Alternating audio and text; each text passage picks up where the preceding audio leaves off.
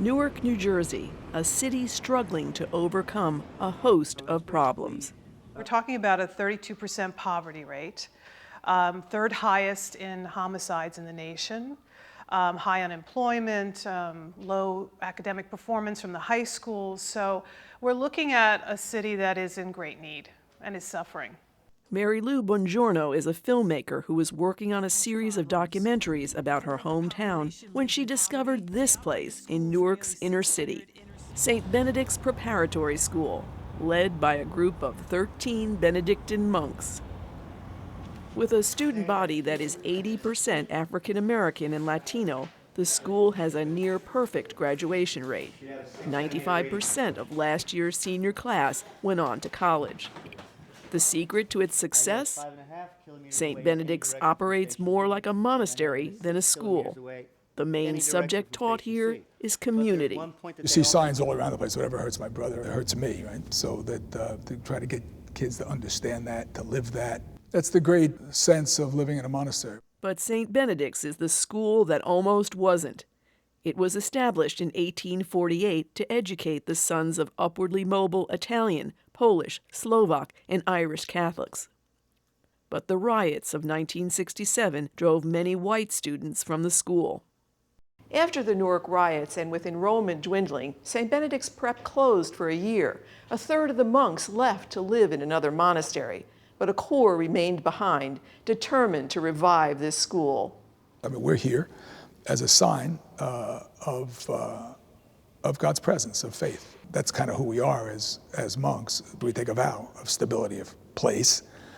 And so even though the neighborhoods change around us on a regular basis, we stay.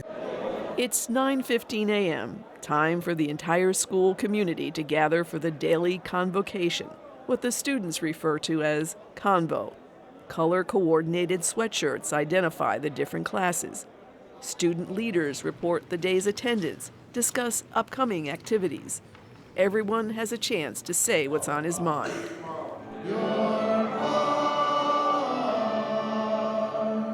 In the centuries-old tradition of monasteries, they sing a hymn, then pray lauds or morning prayer. A reading from the Holy Gospel according to Luke.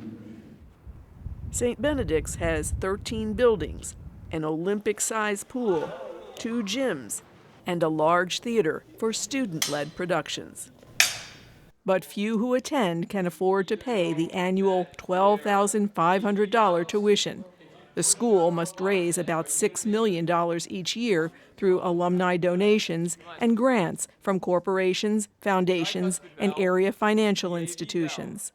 Violence occurs daily in the neighborhoods where many of these students live. But here at St. Benedict's, there are no security monitors or even locks on the lockers.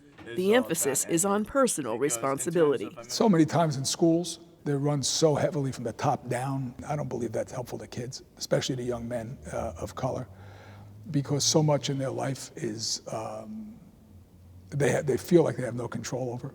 Much of the school's philosophy is based on the 1,600-year-old Guide to Monastic Living, the Rule of St. Benedict. In terms of silence and in terms of relationship with God, community, forgiveness, you know, there's a lot in there that resonates with them. And I think it's always amazing when they're looking at the rule and they say, oh, that's why we do that here.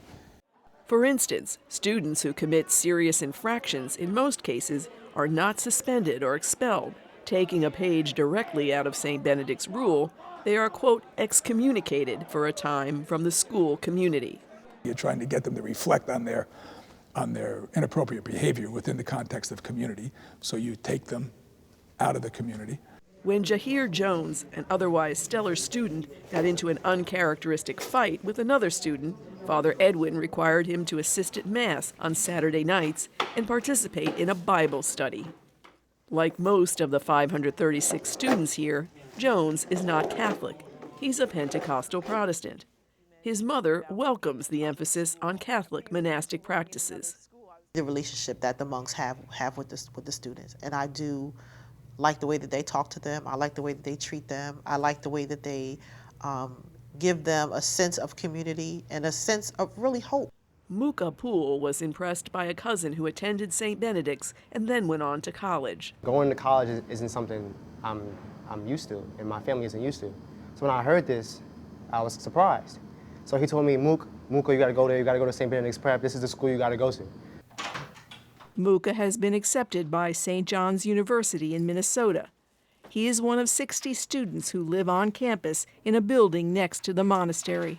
But my neighborhood is unsafe and dangerous. If I wasn't living here, to tell you the truth, I'd probably be here at 11:30 at night anyway. There is also a strong emphasis on counseling, which takes place daily, as if it were a core subject. None of us like to look at ourselves when things are difficult. Groups like Unknown Sons, whose members never knew or have little contact with their dads. I'm here because I don't know anything about my biological father. I'm here because I don't talk to my dad at all. I'm here because I'm hurting so bad on the inside, but I can't show you because I'm a man. And if I'm a man of color, the only way I can express emotion is violently. What we've discovered is a lot of what manifests itself outwardly as poor academic performance has very little, if anything, to do with cognition. I mean, it has to do with emotional distress that a young man's going through, so that they begin to turn anger in on themselves and little by little destroy themselves. But St. Benedict's can't always protect its students from outside influences. Tyrone Higgins was a student leader who went on to the University of Delaware. But just 6 weeks before his college graduation, I participated in an armed robbery with 3 other students, which led to my incarceration for 3 years. he served his time, and a court has since expunged his criminal record. He now works for a corporation where he's been placed on a management track.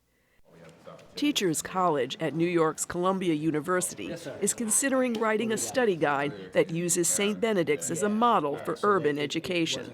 Father Edwin says he's asked all the time if St. Benedict's methods can be replicated elsewhere. I think two things are essential.